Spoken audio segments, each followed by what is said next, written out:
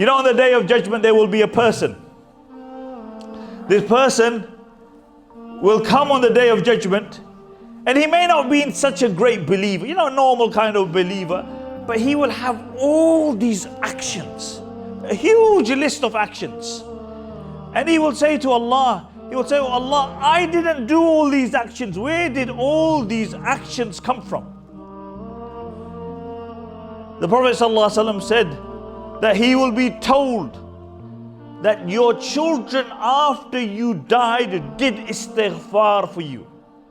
And because of their istighfar for you, Allah elevated your stages.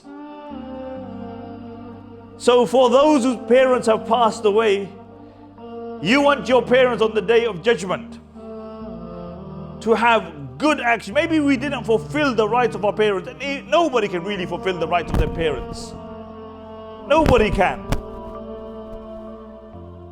In the time of Ibn Umar, he was doing tawaf around the Kaaba, and this man came, and he's carrying his mother on his back, and he came all the way from Yemen.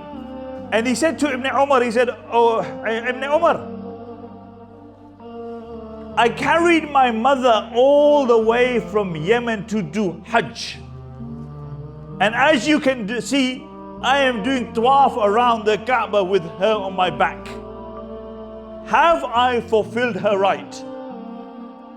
Have I fulfilled the right?" Ibn Umar radiallahu anhu said, "You know that one that one pain, that one scream while she was going through labor, you haven't even fulfilled that." So do istighfar for your parents. For on the Day of Judgment, your parents will come and they will say, "Where did all these actions come from?" And they will say, "Your son, your child did istighfar for you." The Prophet ﷺ said, a person when he dies, he leaves three things behind him: sadaqah jariyah, ilm which people benefit from, waladun salih yad'u lahu, and a pious child. And that pious child, what does that pious child do? That pious child makes dua for the parents. That you make dua for the parents, Allah hears that dua.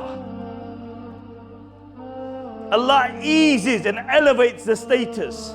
You give sadaqah jari on behalf of your parents, and your parents receive it. Subhanallah.